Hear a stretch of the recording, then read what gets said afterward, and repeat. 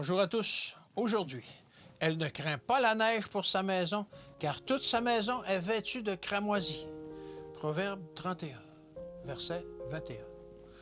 Toutefois, que notre vêtement, bien que modeste et simple, soit de bonne qualité, de couleur convenable et adapté à nos occupations. Qu'il soit chaud et confortable, choisi pour durer plutôt que pour paraître. La femme sage décrite dans les Proverbes ne craint pas la neige pour sa maison, car toute sa famille est vêtue de cramoisi.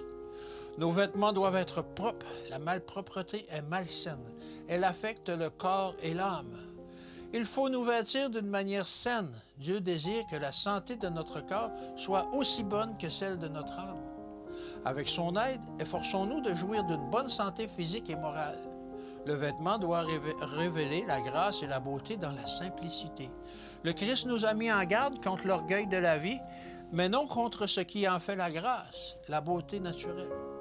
Parlant des fleurs et des lys des champs, il a dit « Je vous dis que Salomon même, dans toute sa gloire, n'a pas été vêtu comme l'un d'eux. » Ainsi, par le spectacle de la nature, il définit la seule beauté que le ciel apprécie, la grâce modeste, la simplicité, la pureté, l'à propos d'une mise qui lui est agréable.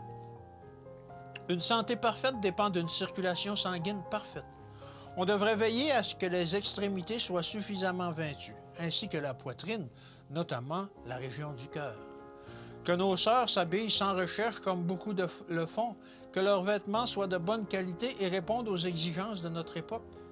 Mais que cette question du vêtement ne devienne pas l'unique objet de leur pensée.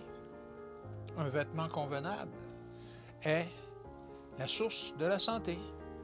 Que Dieu vous bénisse et qu'il vous garde, et à demain.